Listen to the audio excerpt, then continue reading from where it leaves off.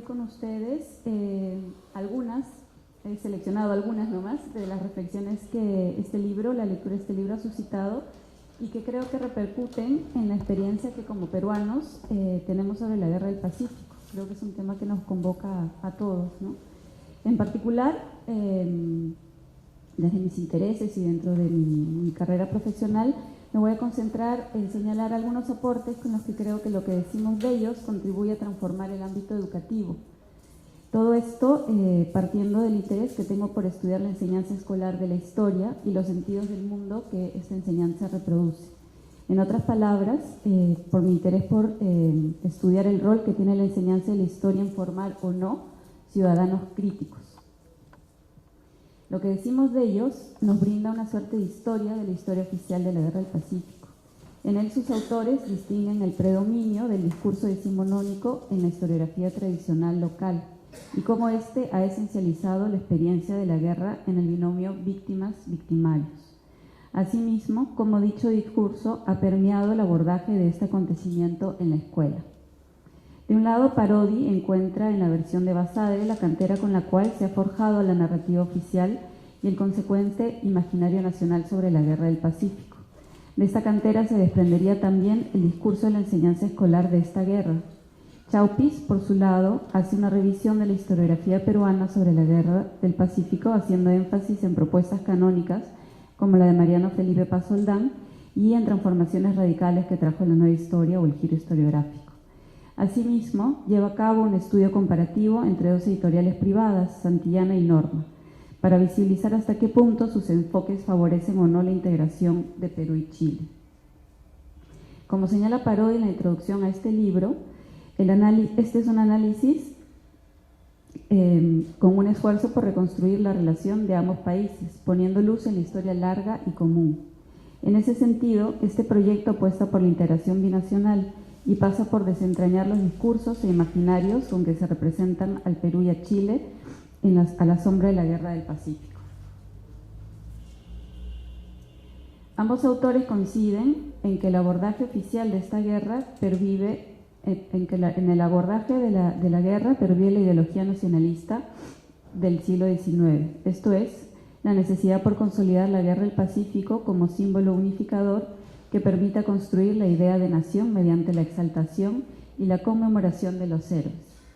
La falta de renovación de la enseñanza escolar de la historia del Perú a través de los textos escolares, sus dispositivos más masivos, es una contundente prueba de esta pervivencia. Dicha falta de renovación, tanto de contenidos como sobre todo de enfoques, es especialmente incongruente con el espíritu reflexivo que se pretende desarrollar con el nuevo currículo nacional.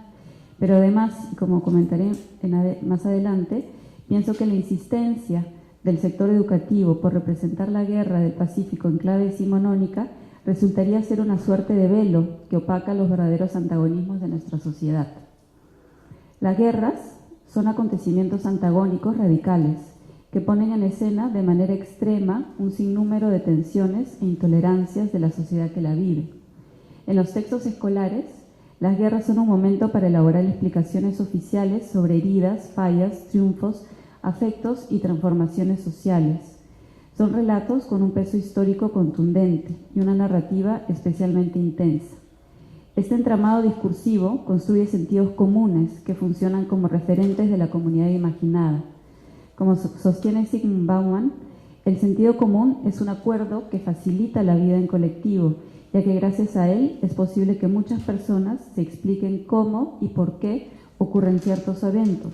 Sin embargo, como el mismo autor argumenta, las cosas familiares son autoexplicativas, no presentan problemas, no despiertan curiosidad. En cierto modo, son invisibles. No se formulan preguntas porque las personas aceptan que las cosas son como son, las personas son como son y afortunadamente poco se puede hacer al respecto. La familiaridad, entonces, es enemiga acérrima de la curiosidad y la crítica, por ende, la innovación y el coraje de cambiar. Entonces, ¿de qué manera este libro nos ayuda a desfamiliarizar el relato escolar de la Guerra del Pacífico? ¿De qué manera contribuiría a transformar la enseñanza de la historia? Para comenzar, a lo que es evidente, pero que vale la pena mencionar, este libro toca un tema vigente y determinante de nuestra identidad como peruanos. Querrámoslo o no, nuestra identidad nacional se estructura por una animadversión a Chile, presente en espacios cotidianos que trascienden la escuela, como lo puede ser la prensa, el fútbol y la gastronomía. Desde que estamos en edad escolar se nos enseña a concebir a Chile como enemigo extranjero y a la Guerra del Pacífico como acontecimiento que sutura simbólicamente nuestra fragmentación social. El antichilenismo promete atravesar homogéneamente todas las clases y unirnos en un sentimiento patriota común. En esta operación se trabaja el consenso y se mitiga la emergencia de cuestionamientos sobre problemáticas nacionales internas. Antes que cualquier pregunta crítica que un ciudadano pueda hacerse sobre esta guerra, estaría Chile como respuesta, copando el sentido de su identidad. Lo que decimos de ellos interviene en este modo conflictivo de relacionarnos con Chile. De un lado, brinda un panorama de la evolución del pensamiento académico y cómo éste ha ido virando del enfoque de los grandes relatos a las historias subjetivas de grupos subalternos. Con este panorama, el lector tiene información valiosa con la cual ir deconstruyendo la idea de la historia como verdad incuestionable e intransformable. En ese sentido, dinamiza las percepciones que como lectores podemos tener no solo sobre la historia, sino sobre la patria. Asimismo, los autores señalan experiencias positivas que integraron a ambos territorios como una forma de esencializar la imagen demonizada de Chile que se ha cultivado tradicionalmente en nuestro territorio. En sus análisis, sobre todo sobre los textos escolares, Parodi y Chaupis evidencian que teniendo recursos académicos con cuales nutrirse, los discursos de estos materiales de enseñanza continúan en clave decimonónica. Es decir, dan cuenta del desencuentro que hay entre la producción académica vigente y la enseñanza oficial de la historia. Esta realidad responde, entre otras, a una voluntad política y a un deseo por aferrarnos a lo que nos es familiar. Recordemos lo que dice Bauman. La hegemonía del discurso decimonónico, en su estructura lineal y totalizante, calza con este deseo oficial y tiene, a mi parecer, una grave consecuencia, que es el fomento de la lectura acrítica.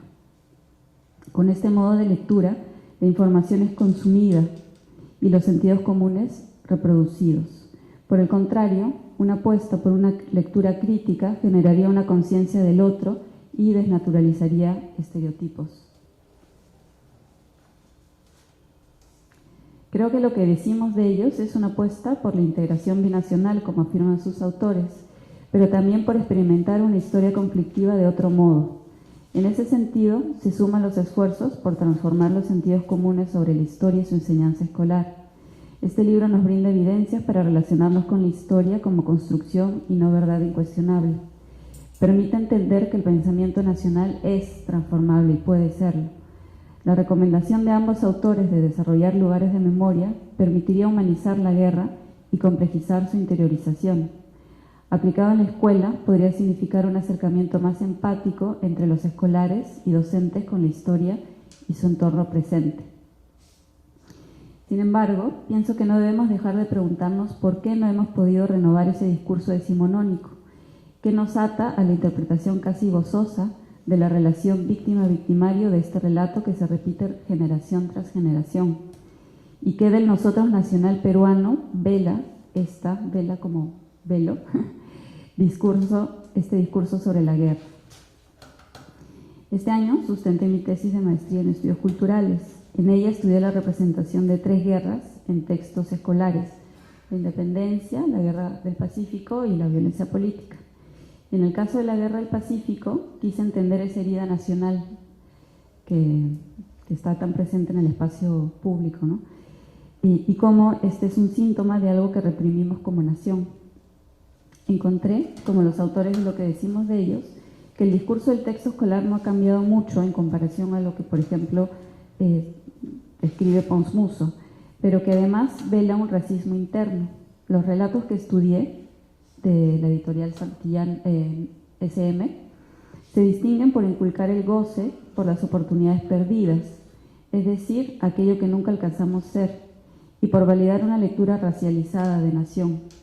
En su selección de palabras y en la formulación de sus argumentos, estos textos continúan presentando una nación o un nacionalismo en oposición a Chile, que relaciona al lector con la creencia de que una nación pierde una guerra por no ser moderna, por no ser como Chile y por ser indígena. De esta manera, el rechazo a nuestra propia constitución social y cultural queda justificado. Adicionalmente, la interiorización de esta narrativa de la guerra del Pacífico siembra un sentimiento de revancha e inferioridad que limita el deseo por imaginar nuestra nación desde otros horizontes reflexivos. Con esto quiero decir que lo que decimos de ellos dice mucho de nosotros también. Y al respecto no puedo dejar de comentar que la urgente transformación social, política y económica que reclama hoy en día la población chilena puede invitarnos a repensar la modernidad como proyecto y las vías que se trazan los Estados-nación para conseguirlo. Y bueno, ya para terminar, regresando a lo que decimos de ellos, puedo afirmar que este es un libro que nos propone usar nuevos lentes para estudiar la guerra del Pacífico. Nos llama a dejar los roles habituales de víctima-victimario e indagar en la reconciliación como un nuevo modo de relacionarnos con un antiguo vecino. Por lo mismo, me gustaría convocar, no sé si aquí hay profesores presentes, pero si los hay, recomienden este libro, porque creo que es importante que se sumen activamente a la renovación de la enseñanza escolar de la historia. Muchas gracias.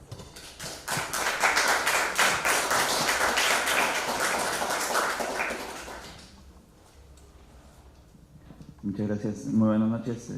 Para mí, como siempre, es un gusto estar en el Centro Cultural Inca Garcilaso y agradezco la invitación especialmente de Daniel para dar algunos comentarios de este libro. Yo voy a enfocarlo desde otro punto de vista de Verónica, que es más bien el del trabajo de la diplomacia y lo que hacemos de alguna manera para relacionarnos con Chile. Daniel, a quien felicito y le pido por favor extender estas felicitaciones a José Chaupis, otro gran amigo y que también viene trabajando esos temas. Daniel es una persona que hace muchos años viene trabajando en este esfuerzo de repensar la forma en que nos vemos, la forma en que nos vemos en la historia con Chile, no solamente en las representaciones de la guerra, sino también en pensar en las formas de ver nuevos aspectos históricos que nos hagan ver aquellos espacios de encuentro más que de desencuentro.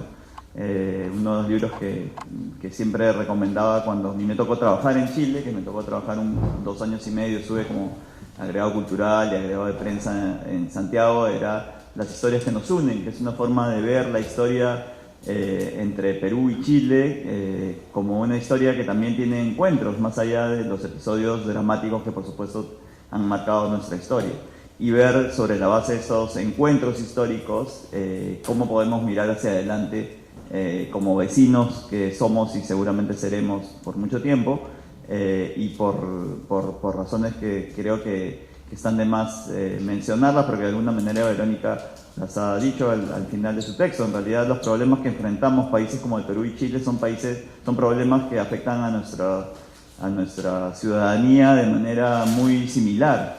Los problemas que vemos por los que reclaman ahora los chilenos o por los que reclamamos los ciudadanos peruanos terminan siendo los mismos problemas y muchos de ellos que enfrentamos conjuntamente desde hace mucho tiempo atrás.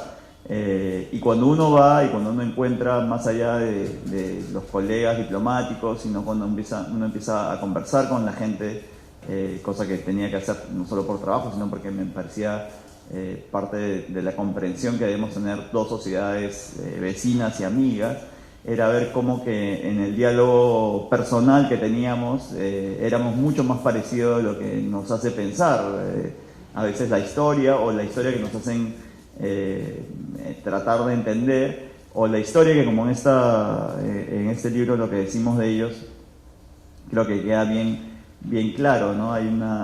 Creo que también es una cita además aquí, no sé si de Daniel o de José, sobre un texto que a mí me parece clave siempre para entender esta mirada, que es el texto de Todorov, que es sobre la mirada del otro, cómo nos reflejamos, al reflejarnos en otra sociedad, al reflejarnos en otra persona, nos vemos a nosotros mismos. Y es interesante porque los imaginarios que se han creado y que tenemos los propios peruanos de los chilenos son distintos.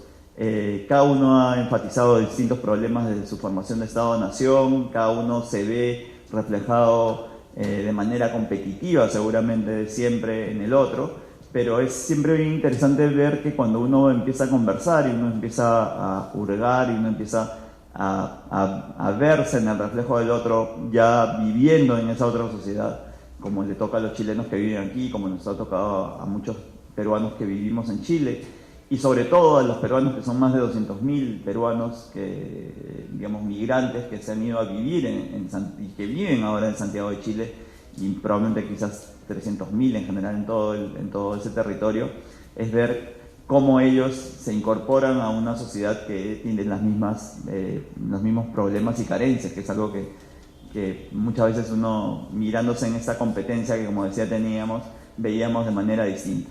Y eso tiene que ver, efectivamente, como hace bien este libro, en ver cómo empezamos a entender nosotros esa mirada de la otra sociedad y del otro ciudadano, del otro vecino, que es el chileno, desde los textos escolares. Y yo siempre también contaba esta historia cuando me tocaba, me tocaba trabajar en Santiago. Yo soy de una generación que no lo tengo presente conscientemente, pero mi subconsciente, estoy seguro, está plagado de estos momentos yo tenía 5 años cuando se celebró el centenario de la guerra con Chile, de la declaración, del inicio de la guerra con Chile. Y recuerdo perfectamente que no solamente los textos escolares, sino que había una serie de instrumentos educativos que eran unos fascículos para hacer crucigramas, folletos, cosas que nos enseñaban en el colegio. Estaban profundamente marcados por un antichilenismo, por decirlo de manera directa, y estaban marcados por el episodio tan dramático que fue la guerra. Entonces yo estoy seguro que eso que después he venido a recordar o a procesar ya de grande, marca pues evidentemente la idea que uno tiene. Y a mí también este trabajo de memoria histórica me ha llevado a escribir algunas cosas, ya más desde el punto de vista literario, pero cosas que me interesan mucho sobre la memoria. Y siempre cuento esta también es como una historia que en realidad es muy personal, de mi madre, que ha ido perdiendo la memoria, pero que en el espacio de esa pérdida de memoria recordaba siempre algún episodio de su infancia. Y cuando empezaba a preguntarle yo sobre este episodio de la infancia, ella vivió en su infancia en Chota, en Cajamarca. Creo que en general en el norte del país existe una muy fuerte... En todo el Perú tenemos una idea de lo que fue la guerra, pero en el norte los episodios de la ocupación, que es el momento creo que clave para entender esta rivalidad o este episodio tan grave de la guerra, el periodo de la ocupación fue muy, muy fuerte en el norte del Perú y en Cajamarca especialmente. Ahí estaba Iglesias, el manifiesto de Montán, hay muchas cosas que entender de la propia historia. Y mi madre, que es evidente, digamos, ya tenía una pérdida de memoria, contaba siempre este episodio cuando ella recordaba vagamente en la infancia de unos saqueos y algunos incendios y algunas cosas que hicieron los chilenos. Por generación es evidente que mi madre no participó en la guerra, no pudo vivir ese momento, pero sí está claro que seguramente su padre o su abuelo, probablemente mi madre es mucho mayor,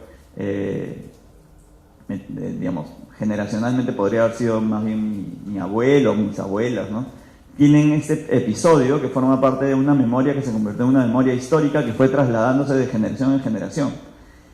Y era tan marcado y tan fuerte que mi madre, que ¿no? es como 2 o 3 generaciones después de la guerra, tenía ese episodio y la marcó tanto que ese es un episodio que ella contaba como si ella lo hubiera vivido.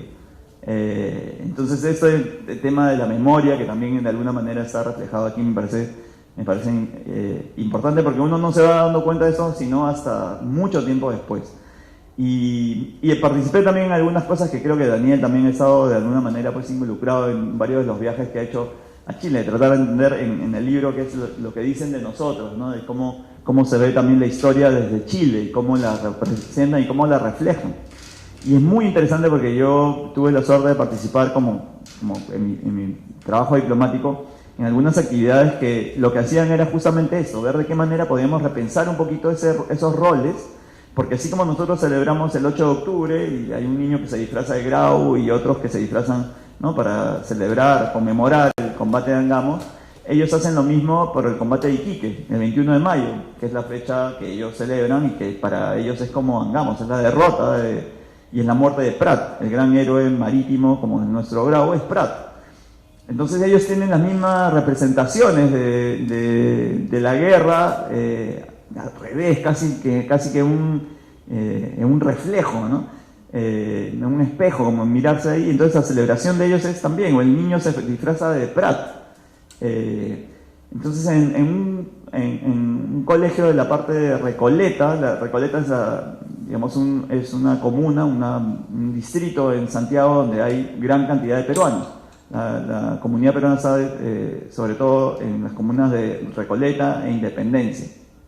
Entonces hay un gran número de peruanos ya que, como comprenderán, los migrantes llegaron hacia fines de los 90, ¿no? Sobre todo los hijos de esos peruanos ya son chilenos. Son hinchas de Guerrero como de Arturo Vidal y se ponen la camiseta de Perú y Chile casi sin distinción. Los padres son peruanos, ellos se sienten chilenos y han tenido una educación chilena. Entonces la preocupación de muchos profesores que a veces venían para conversar con nosotros era ¿cómo hacemos para hacer esta representación del 21 de mayo? Cuando todos estos niños que tienen que ver ¿no?, hacer la representación de la batalla, del combate chileno, son hijos de peruanos. Entonces era todo un ejercicio de pensar cómo entonces había colegios realmente muy admirables que veían eso, y pienso, claro, sería lo mismo si hay un gran grupo de chilenos que, digamos, la crisis se desata y vienen acá al Perú a vivir. De aquí a unos años tendremos que pensar cómo podrían ver ellos esta ocasión. Le pasa pues a los hijos de los diplomáticos que van al colegio aquí y se enfrentan un 8 de octubre, ¿no?, actividades en las que se ve esto, ¿no? Entonces, claro, se trataban de pensar en imaginarios de cómo ver estas, más allá de historias distintas, cómo en la historia de la guerra todavía se pueden rescatar episodios pues de humanidad que fueron en la misma, ¿no?, las cartas que escribe Grau a la viuda de Prat, los elementos de humanidad que mostró Grau en el combate de Iquique, ¿no?, tratar de resaltar eso, tratar de ver que haya un niño disfrazado de Grau tan tonto como eso, ¿no?, un niño disfrazado de Grau con otro disfrazado de Prat, que puedan conversar. De hecho eran medio parientes.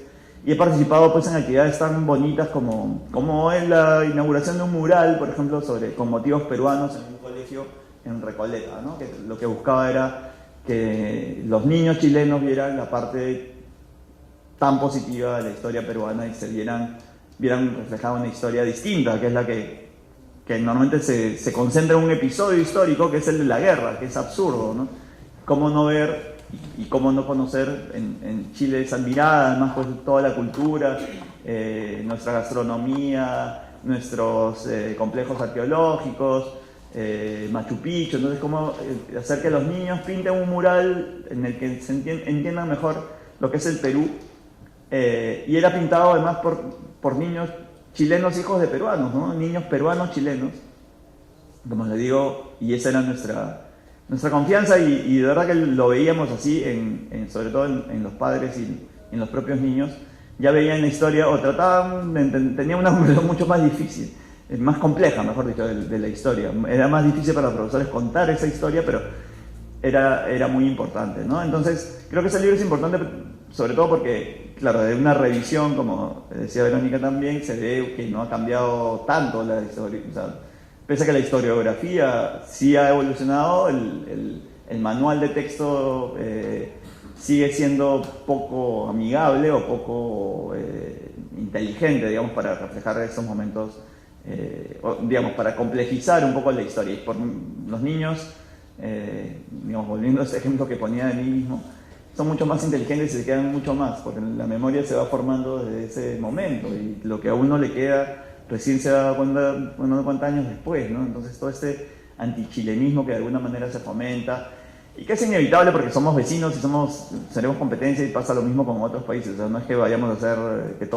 contar una historia que no es la historia, sino tratar de hacerla un poco más compleja y tratar de hacerla un poco más rica también en la comprensión de los propios alumnos. Creo que es una tarea que tenemos pendiente.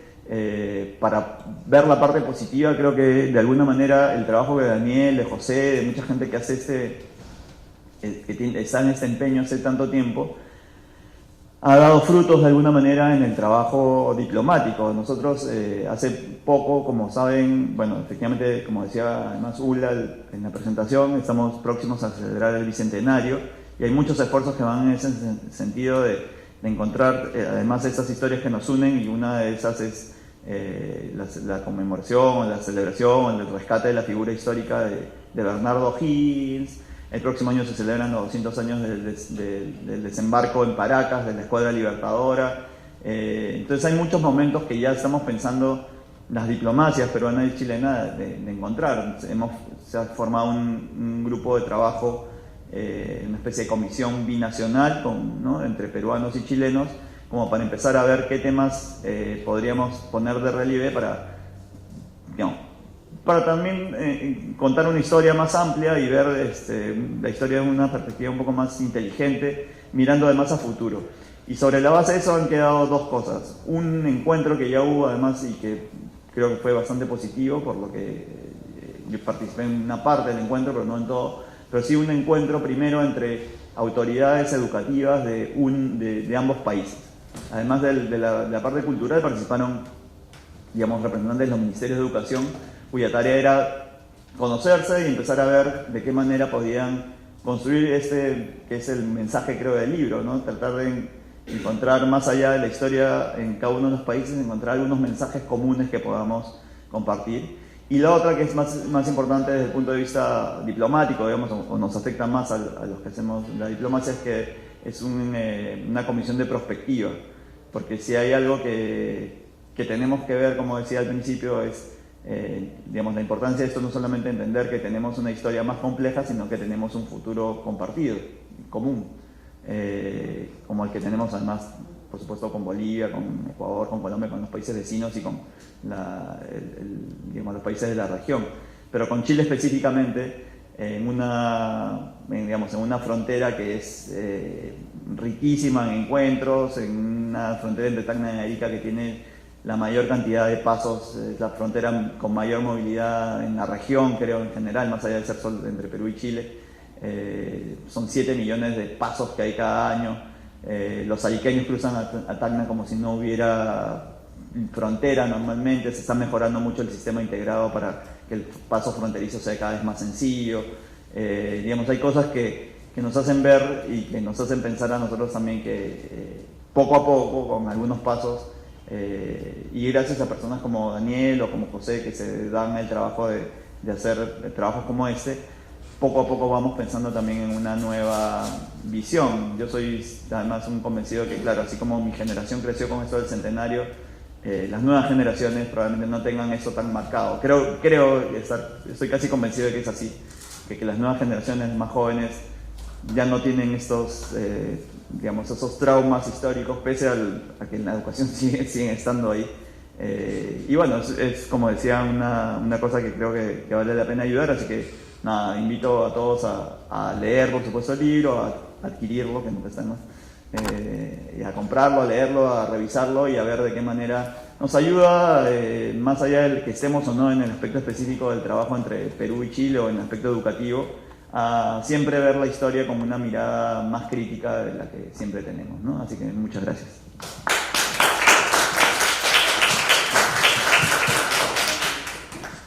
Bueno, buenas noches. En primer lugar, agradecer a Ula, la directora de este centro, por la invitación y con mucha emoción agradecerles a Verónica y a Alejandro el trabajo ¿no?, riguroso que se han tomado y que ha sido evidente al leer mi obra y comentarla. Yo he visto de reojo que Verónica tiene una reseña ahí escrita y espero que la publique, por favor, que sería súper bueno. Bueno, yo quiero ser breve porque quiero conversar con ustedes. Y quiero ser breve y quiero ser directo, es decir, quiero contarles un poco cuál ha sido mi intención y cuál es mi intención y cuál es mi línea al trabajar las relaciones peruano-chilenas y los discursos históricos. Un poco mi postura sobre el tema se divide en dos columnas. Una que creo ya haber desarrollado es levantar otros eventos del pasado que vinculen al Perú y Chile más allá de la Guerra del Pacífico, porque el diagnóstico de la rivalidad peruano-chilena, como Verónica decía, está todavía en nuestras emociones, es, entre otras muchas cosas, como las tradiciones orales que nos comentaba Alejandro, en que casi el único relato que en la escuela se enseña acerca del otro, tanto en Perú como en Chile, es una guerra fratricida. Entonces, si lo único que yo enseño es una guerra fratricida, donde encima utilizo un lenguaje romántico del siglo XIX, positivista, de los grandes héroes que dieron la vida, por lo que no digo que esté mal,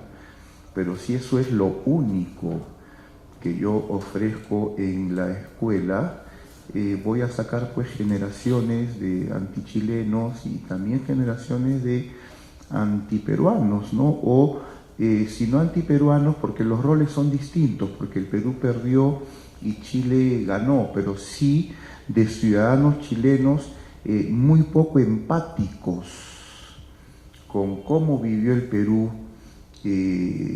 esa guerra y con el dolor de la ocupación, por ejemplo, que es el tema que creo que todavía nos moviliza más, ¿no? Así como el profesor escolar, no siempre, pero muchas veces en el aula, cuando cuenta la guerra se emociona, pero al emocionarse es hipercrítico de Chile. En la escuela chilena, y eso me lo han contado amigos, porque estoy trabajando con muchos colegas chilenos de estos temas, los profesores dicen que el Perú debería estar agradecido porque Chile devolvió Lima.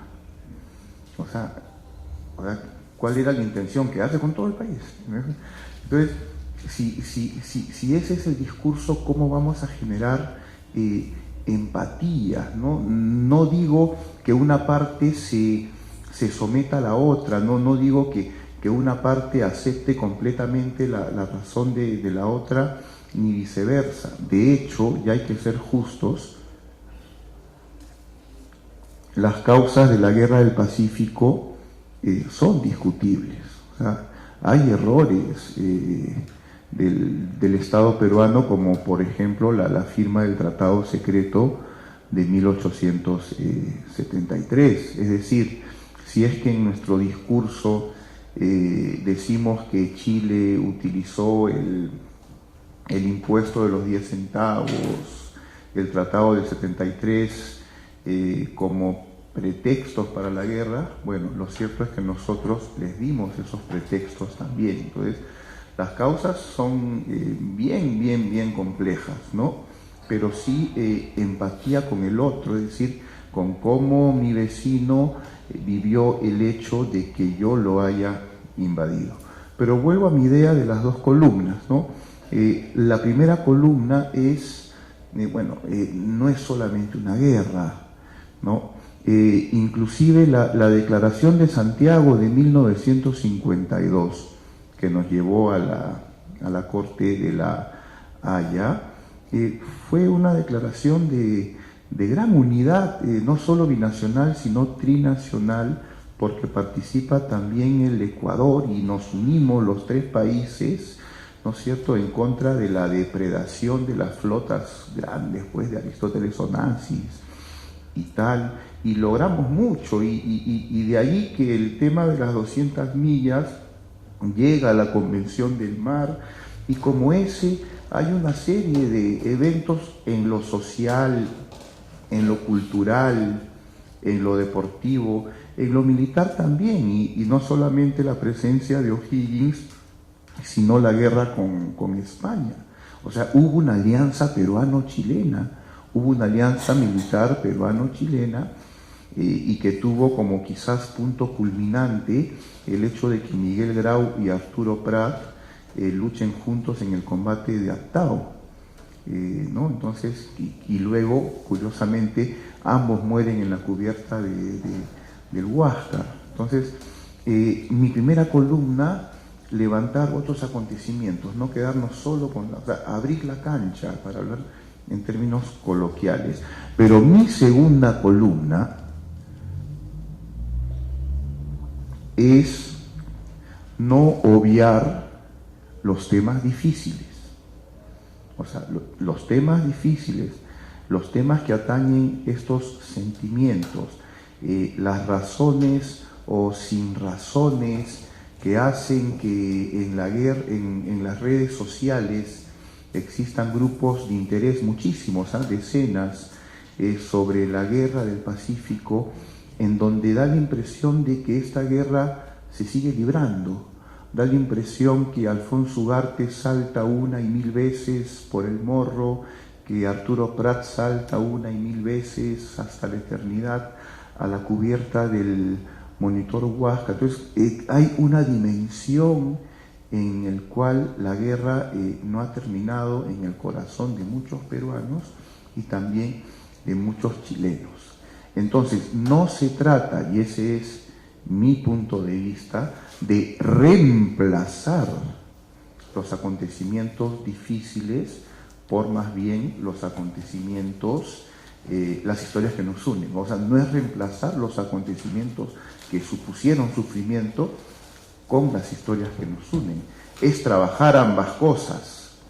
Y si por un lado tuve la suerte y el honor con Sergio González, Premio Nacional de Historia de Chile, de publicar las historias que nos unen, yo con estos 2 libros, que no son libros amables, es decir, no son libros que digan cosas bonitas, son libros difíciles, no difíciles de leer, pero son libros difíciles en el sentido de que yo explico y digamos, le sigo la pista al discurso peruano sobre Chile en los textos escolares, y al discurso chileno sobre el Perú en los textos escolares, y se vierten, y hay citas de pasajes muy duros, ¿no? Por ejemplo, cuando estuvo la obra de Sergio Villalobos, La historia que nos une y nos separa, y es una obra de 2002, o sea, relativamente contemporánea, todavía hay un elemento de que somos Chile, el país de la raza homogénea, que venció al país que todavía no se había convertido en nación, o sea, un discurso muy siglo XIX, ¿no? Paseándose de lo más campante en el siglo XXI. Entonces, mi tesis es hablar de esos temas. Y mi hipótesis es que, filosóficamente hablando, en el tema de memoria, que en la cuestión de la guerra del Pacífico, el pasado sigue invadiendo el presente. Es decir, por la manera como recordamos. Vámonos a Alemania y a Francia, que el 2017, por el centenario de la Primera Guerra Mundial, inauguraron un museo binacional en un monte, una montañita que le llaman los franceses Le Vieil Armand, el viejo Armando. Han inaugurado un museo binacional. ¿Y por qué escogieron ese lugar, que era parte de las trincheras? Porque ahí en un espacio mínimo se mataron como 100.000 jóvenes franco-alemanes, pero miren cómo lo enfocan, o sea, lo conmemoran juntos. Inclusive hay circuitos turísticos de sitios de las batallas de la Primera Guerra Mundial, y a los tours se apuntan juntos franceses y alemanes. Eso implica resignificar el pasado. Y a ese nivel tenemos que hacer un diagnóstico de en qué situación nos encontramos nosotros y qué tenemos que hacer para resignificar el pasado. Estamos dando recién los primeros pasos, los acercamientos de los que ha hablado Alejandro son sumamente positivos, pero tenemos que llegar a una política de gestos. Y no voy a decir, tengo varias ideas, pero no voy a desarrollarlas aquí, de cuáles podrían ser esos gestos de Chile hacia el Perú, del Perú hacia Chile, que son distintos por la suerte y por las mismas circunstancias de la guerra, pero que nos permitan comprender ese acontecimiento como un hecho terminado. Y esos gestos deben llegar al manual escolar, ¿no? Por ejemplo, ya que se ha hablado de el bicentenario del desembarco en Paracas, y seguramente es posible que altas autoridades de ambos países estén en esa conmemoración, ¿no? Qué lindo sería unas palabras del presidente chileno, obviamente se hablará de O'Higgins, de la amistad, pero también lamentando el sufrimiento que la ocupación pudo ocasionarle a los peruanos de antiguas generaciones. O sea, un gesto tan sencillo como ese, y que podríamos incluir en el manual escolar. Es decir, al abrir la unidad de la Guerra del Pacífico, un fragmento de el discurso del presidente de Chile, el discurso del presidente del Perú, y una actividad didáctica al respecto, en donde los chicos comenten, mira ahora qué es lo que piensan nuestros mandatarios de ese acontecimiento. Entonces ya lo desactivaste, esa carga que lo hacía hasta suplantar el presente, se la desactivaste. No olvidaste el acontecimiento, pero lo colocaste, y eso también lo dice Todorov, en una posición periférica, como en el psicoanálisis. Lo superaste, y una vez que lo superaste, entonces ya puedes conmemorarlo en conjunto con el otrora rival, el otrora enemigo, porque ya le cambiaste de significado a ese pasado, le has quitado su carga de conflictividad que todavía siempre nos afecta y tal. Entonces, ya para cerrar, lo que decimos de ellos y el anterior, que es lo que dicen de nosotros, han sido un esfuerzo de decirle al Perú y Chile, bueno, nuestros discursos más extremos, nuestros discursos más nacionalistas son estos, ¿no? O sea, esto es lo que dicen los textos escolares acerca de la guerra sobre ti, y esto es lo que dicen los tuyos sobre mí. Esta es la diagnosis. De aquí tenemos que comenzar a trabajar precisamente para que con otros enfoques, o a través de las actividades didácticas y partiendo de gestos binacionales como el que he sugerido, por ejemplo, en Paracas, podamos enfocar y redactar la Guerra del Pacífico en los manuales escolares con otro enfoque, ¿no? Habiendo desactivado en su carga emocional al evento, sacando ejemplos para que no se vuelva a repetir en el futuro, y por lo mismo siendo capaces entonces de esos eventos tan tristes poderlos conmemorar juntos los dos países que los protagonizamos. Bueno, eso es todo. Muchas gracias.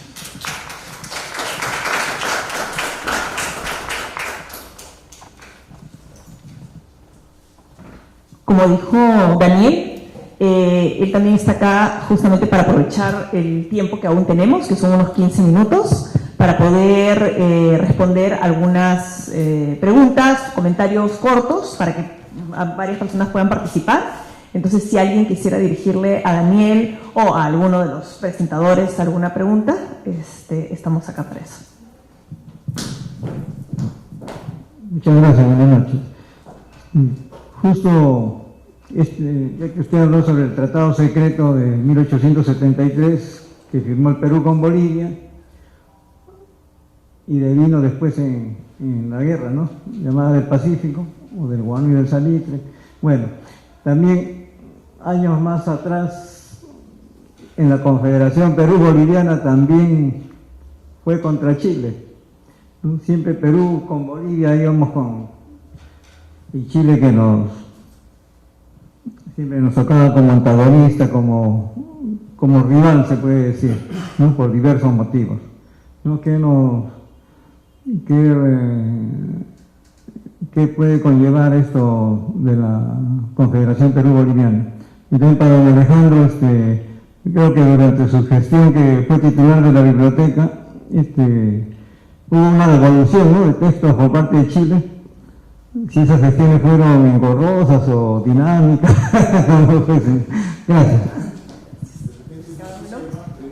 ¿Prefieren varias? ¿Alguien más? Entonces sí pueden ir juntando de repente. Ahí contestar en conjunto. Sí, en cuanto cuando yo leí el título del libro, pensé que era más general, pero yo diría que es la crítica más va a lo que son los textos escolares, y no solo es en el campo de historia, sino siempre hay cosas que comentar de que no se renuevan los textos escolares, ¿no? Como bien dijo el señor Neira, la historiografía avanza, las ciencias sociales avanzan y los textos escolares se quedan. Y bueno, por eso, porque también hay aspectos de que yo creo que no es la parte del Estado que incide en el antichilenismo, porque yo veo que más bien siempre se destaca los valores de Grau o el hecho de que el ejército no estuvo muy bien sustentado. Hay un presidente que salió de Perú a buscar fondos y se quedó en el exterior, y encontramos en los museos a nuestros soldados con sus uniformes de tocuyo y sus ojotas, ¿no?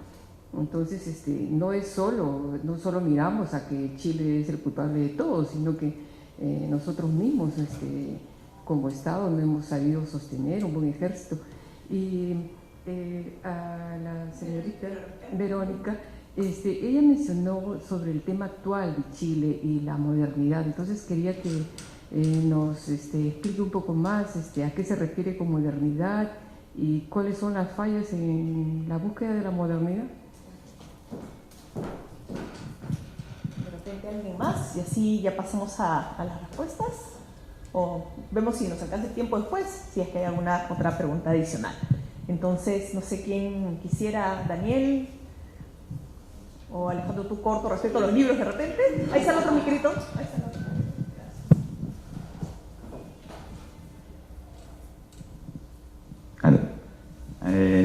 A ver, puedo contar brevemente. Han habido varias devoluciones de los libros que fueron saqueados de la Biblioteca Nacional en la guerra. Hay una historia linda, además, ahí que es la resistencia, digamos, pacífica civil que tuvo Ricardo Palma, cuyo centenario es este año, para tratar de salvar los libros antes que se los llevaran.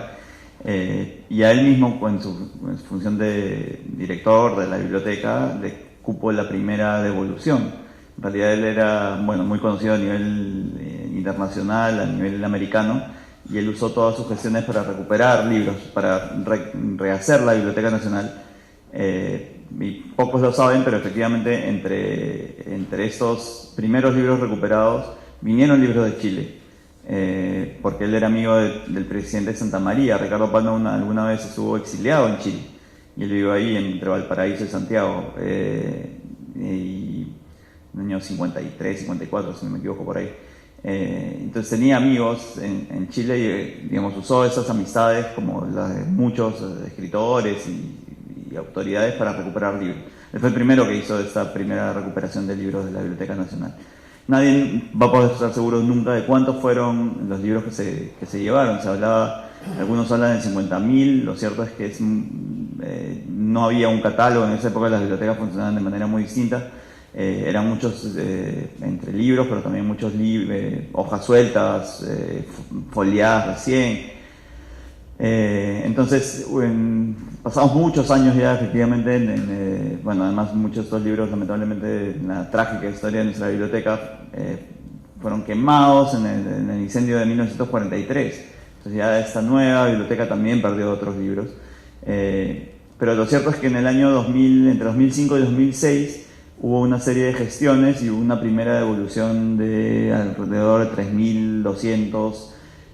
No son exactamente libros, son volúmenes. Muchos de ellos, como les digo, son documentos que eran sueltos, documentos sueltos que luego fueron compilados y formaron ciertos volúmenes que fueron devueltos en 2006 en la gestión de Hugo Neira. De Sinesio, empezó con Sinesio López y después con Hugo Neira. Y luego, el año 2017, efectivamente, creo que en parte al hecho de tener unas buenas relaciones diplomáticas, de haber hecho un trabajo muy concienzudo, y el hecho que la Biblioteca Nacional de Chile hizo un nuevo inventario de todo lo que tenía, hicieron una nueva lista de libros que efectivamente estaban en la Biblioteca Nacional de Chile, con el sello que encontraron, que tenía el sello de la Biblioteca de Lima, que era como el sello que tenían en esa época. Entonces fue una muy feliz coincidencia. Yo estaba de agregado cultural en Chile cuando hubo ese primer acercamiento, y justo me habían nombrado director de la Biblioteca Nacional. Entonces fui a hablar con Pedro Pablo Secker, quien sigue siendo el director de la biblioteca, y que es un buen amigo. Entonces conversamos de esta posibilidad. Hubo una serie de gestiones, probablemente para ellos fue más difícil al principio, de convencer a las autoridades de la Secretaría de Cultura, luego de Cancillería, pero después el buen momento de las relaciones entre las cancillerías hizo posible que esto fluyera muy bien, y tuve la suerte de ser director de la biblioteca cuando volvieron estos libros en noviembre del 2017, y eran 734 volúmenes también, si no me equivoco, que, como les digo, eran entre libros, algunos sueltos, ejemplares muy valiosos de una colección de Biblias que existía, que casi se completó. Es muy curioso, la vida de los libros, digamos, por decirlo así, es maravillosa. Entonces hay unos libros que se encontraron con otros libros, por decirlo así, con los que compartieron estantes seguramente antes de la guerra, y se completaron algunas colecciones. Entonces fue un trabajo de los más bonitos que me ha tocado hacer, y creo que, como les decía, no fue para nada engorroso, sino que fue un motivo también de encuentro entre gente que, como yo, ama los libros, y gente de la Biblioteca Nacional de Chile que también ama los libros, y que sabe que finalmente cada uno tiene una vida propia, y que tenían que encontrar el espacio que les correspondía a cada uno, ¿no? Eso. Bueno, sobre la Confederación Perú-Boliviana, voy a hablar un poco muy breve, de una cuestión que es hasta anecdótica, es decir, de cómo se construye el discurso y cómo la narrativa histórica puede eventualmente relacionar eventos que en la realidad no son relacionables, ¿no? Entonces, el discurso peruano sobre la Confederación, sobre Chile, dice que ya desde los tiempos de la Confederación y desde los tiempos de Diego Portales, Chile aspiraba a las riquezas del Perú, que esa política se mantuvo en el tiempo. Inclusive hay textos que hablan de que, es decir, con este avance de los salitreros chilenos en Bolivia, fue una etapa de invasión pacífica como parte de un plan que ya finalmente se convirtió en invasión violenta y en despojo durante la Guerra del Pacífico, ¿no?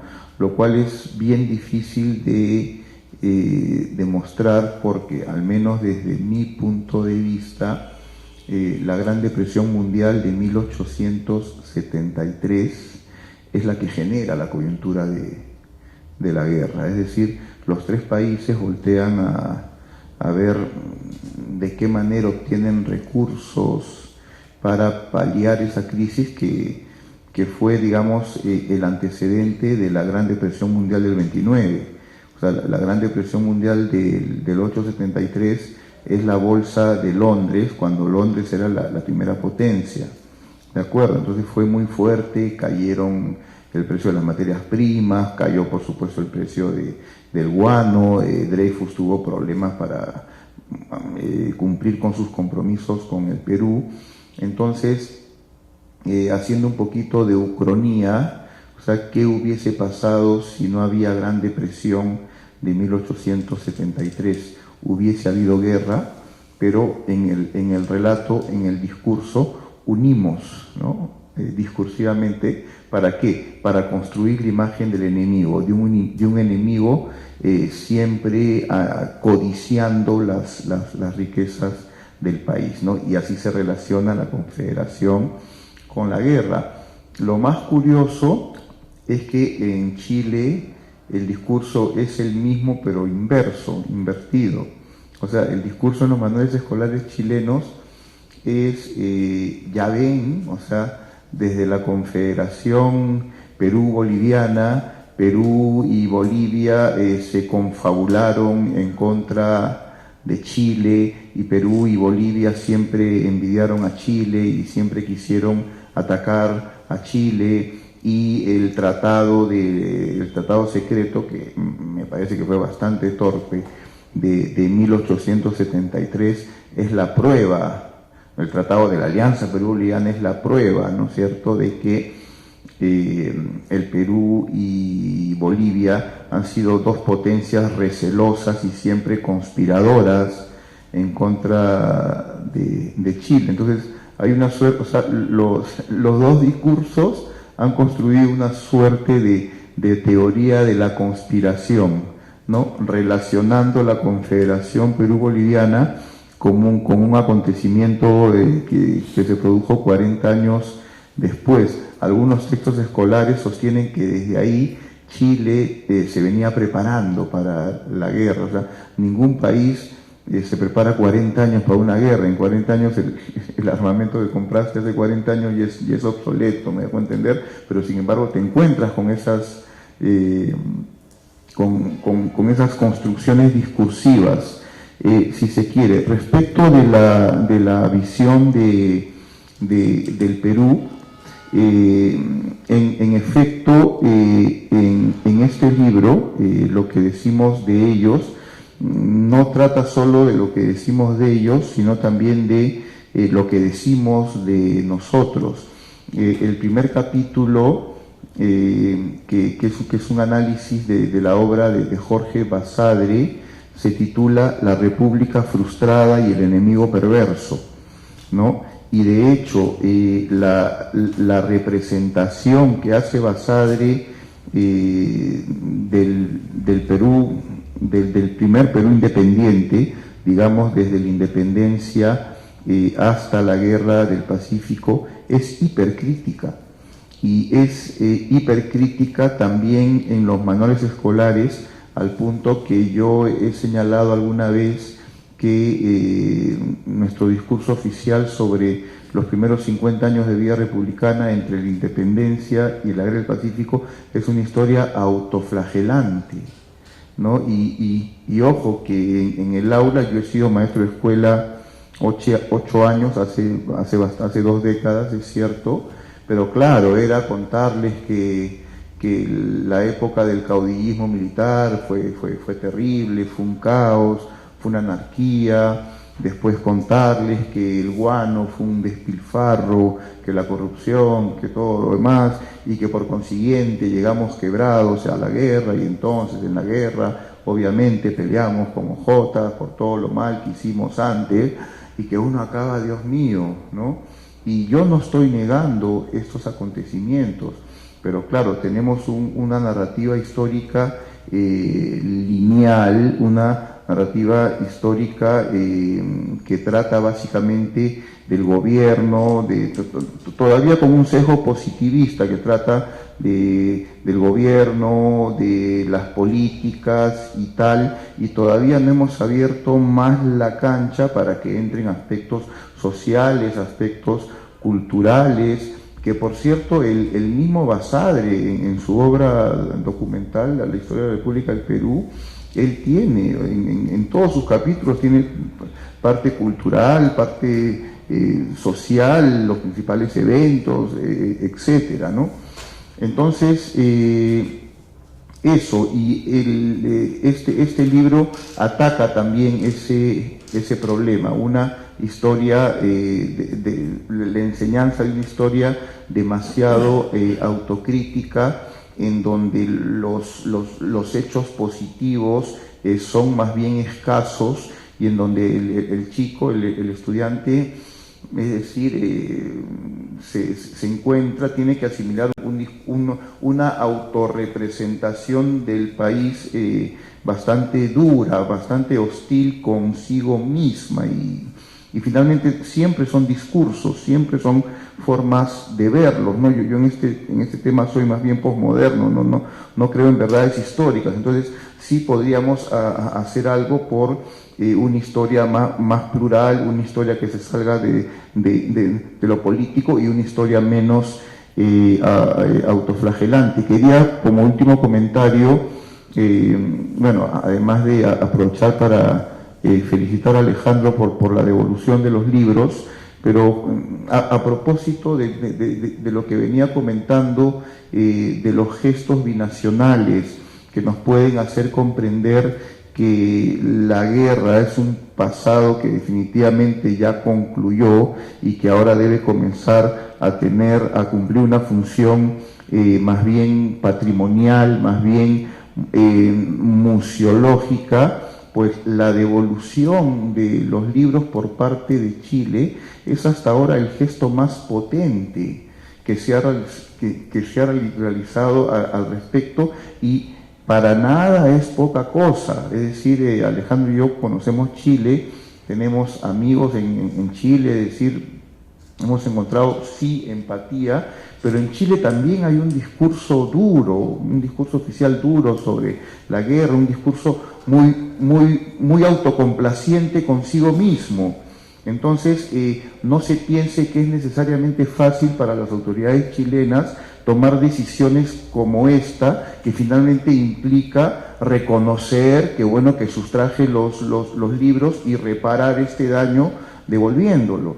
Entonces, si es que llegásemos a algún tipo de política binacional de gestos, por lo pronto ya tenemos uno, ¿no? ¿Qué hacer con ese gesto? ¿Cómo lograr que ese gesto se expanda, se difunda, se conozca, y que por ejemplo los chicos escolares, así como saben la guerra del Pacífico y tal, sepan, oye, mira, entre el año 2006, 2007 y el 2017, el Estado chileno reconoció este tema y devolvió los libros de la biblioteca. Ese es un mensaje positivo, ese es un gesto que puede ayudar a cambiar el chip, y que no lo estamos aprovechando, pero podríamos hacerlo muy pronto.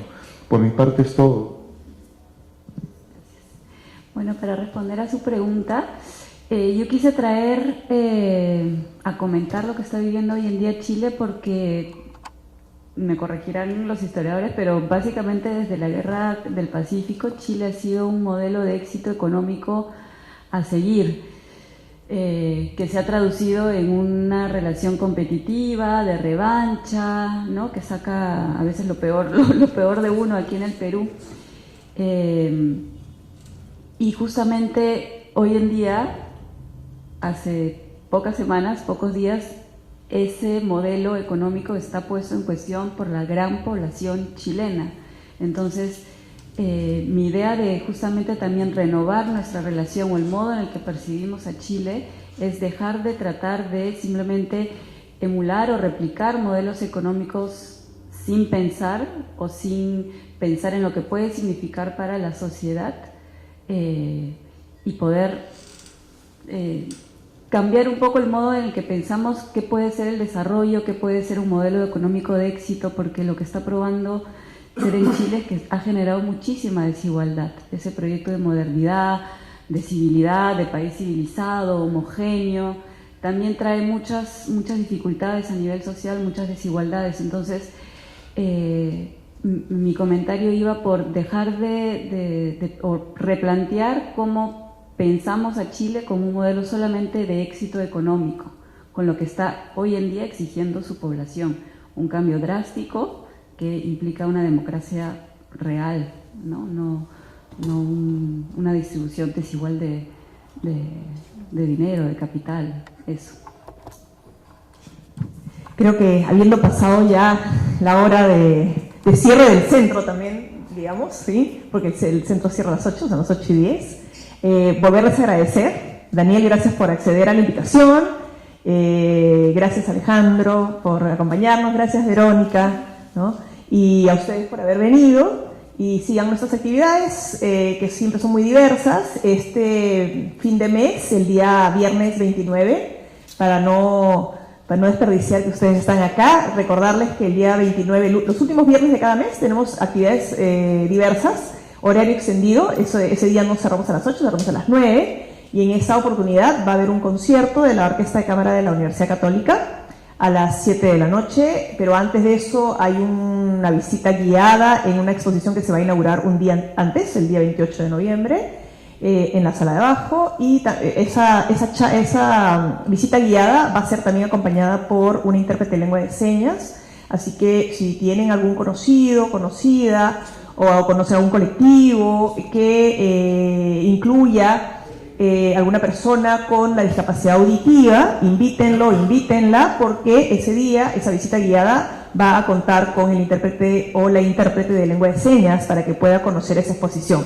Es algo que estamos tratando de hacer cada fin de mes para justamente poder brindar la experiencia de la visita a una exposición a cada vez más población nuestra, ¿no es cierto?, a nuestros ciudadanos y ciudadanas. Y también va a haber ese día una actividad en una sala pequeña de la parte de abajo del centro, de una exposición que es de un colectivo que ha trabajado con niños, y van a venir acá también a hacer una intervención con el público que esté. Así que va a ser una tarde-noche bonita, desde las 6 de la tarde hasta las 9 de la noche el día 29. Y por lo demás, síganos en las redes, ¿no?, en el Twitter, en el Facebook, en la página web propia del Centro Cultural, donde siempre publicamos las actividades que vamos a llevar a cabo en el calendario. Muchas gracias entonces, gracias a ustedes nuevamente.